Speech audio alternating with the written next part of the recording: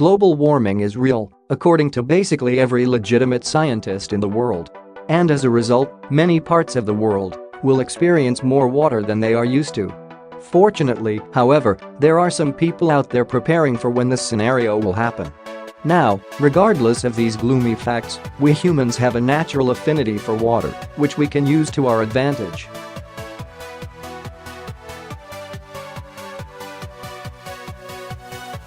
Instead of running away, we should welcome it and even go as far as to make the open water our home. This is where these architectural designs come in. While some are already a reality, others are still on the drawing board.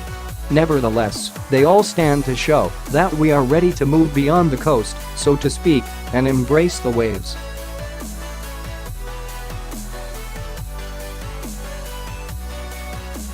(10) The Waterist 100.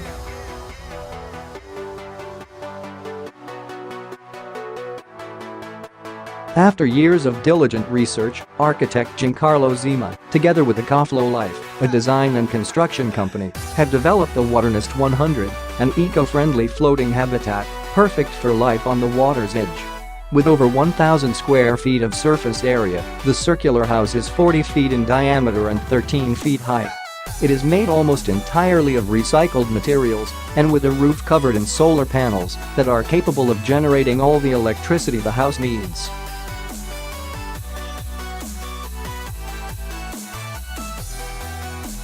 The Waterist 100 makes use of state-of-the-art natural microventilation and air conditioning systems, classifying it as a low-consumption residential habitat. It also sports 2 large balconies on its sides and several large windows that allow for both natural light to get in, as well as for a perfect view across the river, lake, or bay it is located on. Its shape and design also support for a wide array of uses besides being just a residential space. These pods can be turned into offices, restaurants, bars, shops, or whatever else a floating community might need in its immediate vicinity.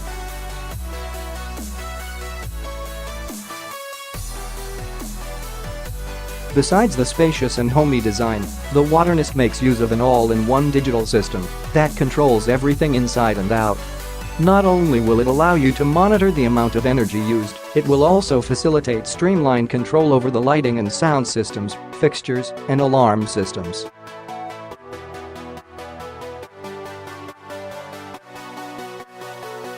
(9) Under, Europe's first underwater restaurant.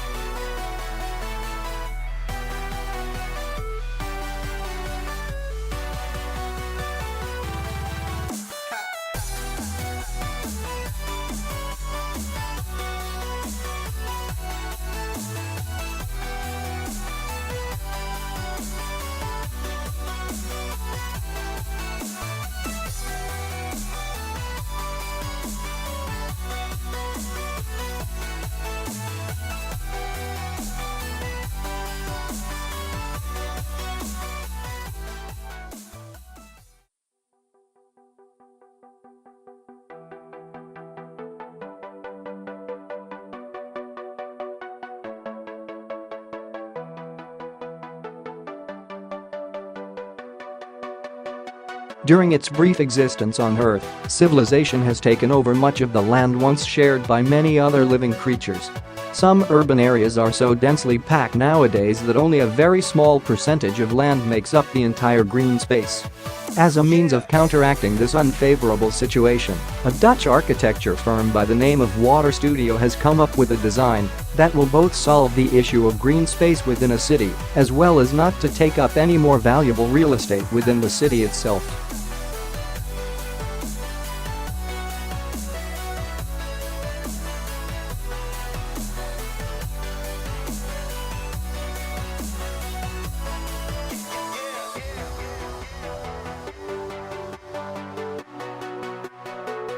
Humans are not allowed.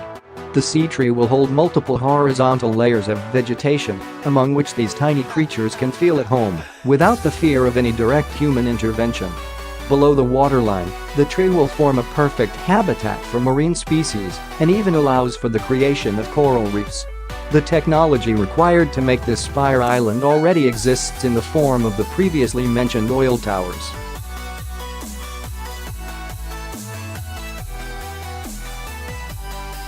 And with several modifications, one of those could easily become a sea tree. The only problem, however, is that the project is based on the premise that one of the many oil companies will donate one of their towers to be used in this fashion as a way of showing their concerns about the environment, if you will. Suffice to say, the sea tree is still waiting for one such donor.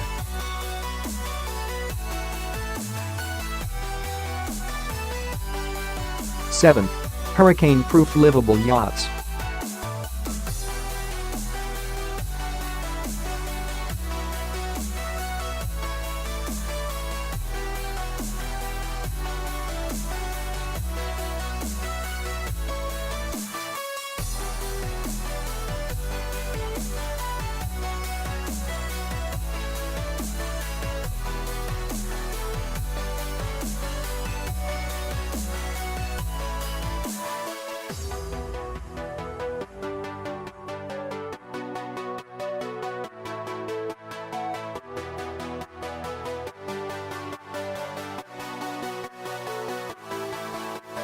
Six. The shoal tent.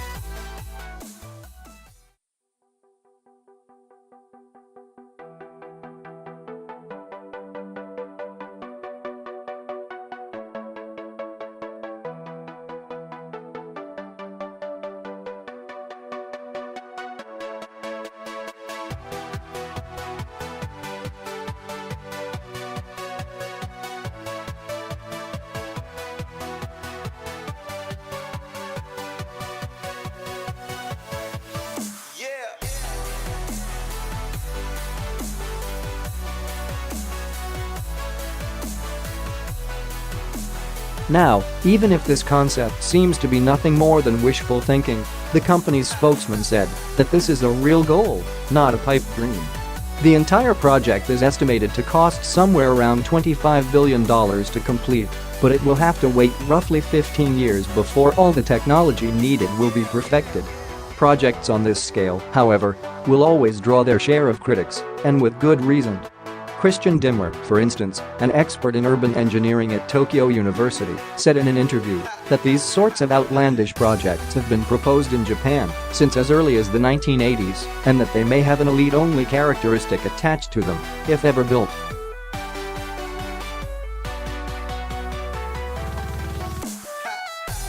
Four. The pipe.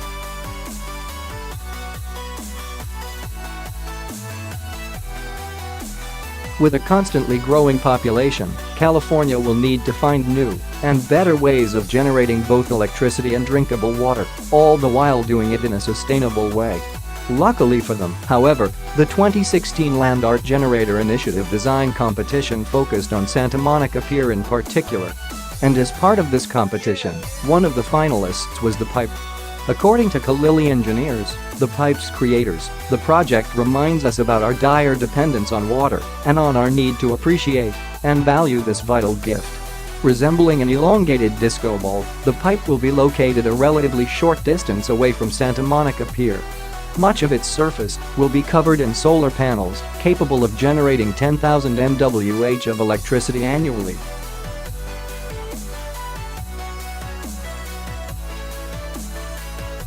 This will be enough energy to power its electromagnetic filtration (EF) system, which will, in turn, produce 1.5 billion gallons of fresh, drinkable water every year. Unlike other conventional desalination processes, the EF system used here does not require any chemicals to get the job done.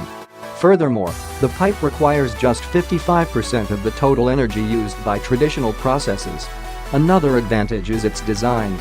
While you cannot build a desalination plant right next to Santa Monica Pier, the pipe will actually make the place even more alluring.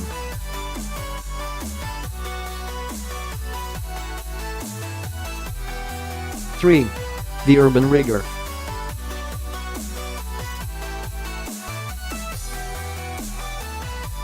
For all the projects presented so far, none have tackled the issue of low-cost housing.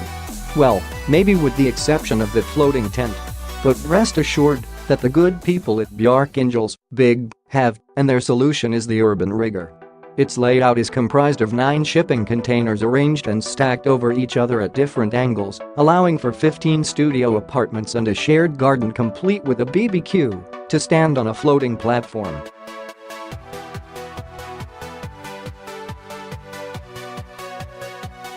Docked in Copenhagen's harbor, the urban rigor is actually a student residential area. Its windows and doors are located at the ends and flanks of each of the containers, which are connected to each other with greenhouse-like spaces in between the studios. Below sea level and inside the floating platform itself, there are 12 storage rooms, as well as a fully automated laundry.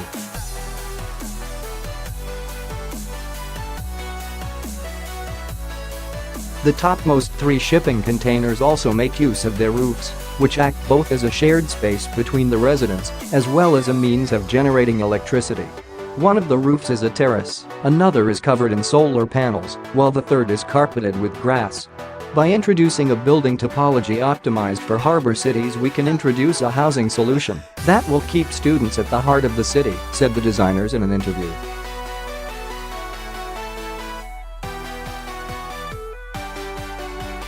Two. The Yarra Pool.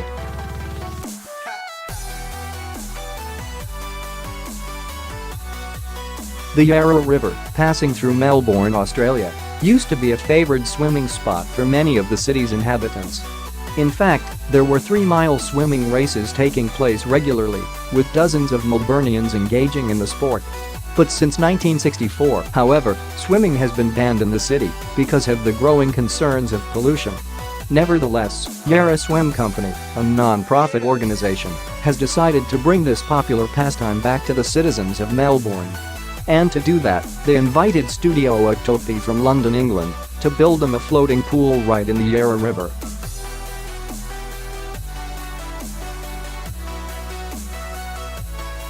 Our vision is to have Melburnians talk about our river differently, said Matt Stewart from Yarra Swim Company.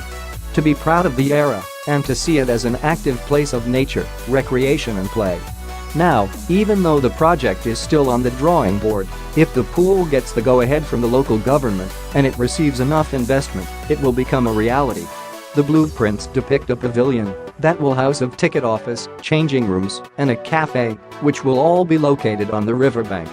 A walkway then traverses at the far end of the 82-foot lap pool to the other side, where it will join with a decked pontoon that surrounds the pool on 3 of its 4 sides.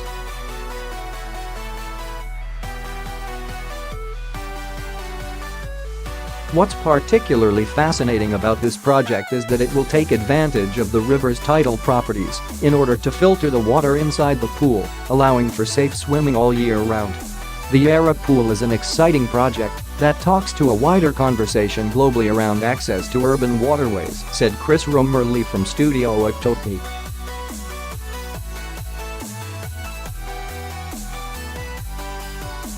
1. Floating British Parliament.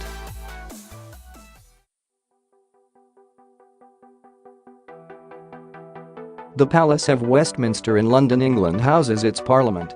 The thing is that the palace is in urgent need of some refurbishment work, which is estimated to cost over $7 billion, £5.5 billion, and will take roughly 6 years to be completed.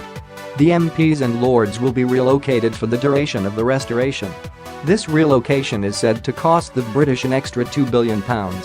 But fortunately, however, Gensler, the world's largest architecture firm, has put forward a radical concept of building a temporary parliament building right next to Westminster and directly on the Thames River.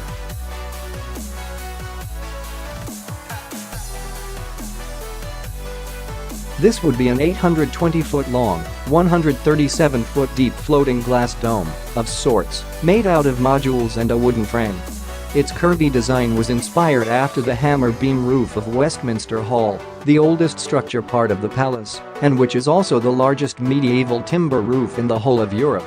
The structure would add a new iconic landmark to London and would not impact the protected vista of the Palace of Westminster from the summit of Parliament Hill, said Gensler.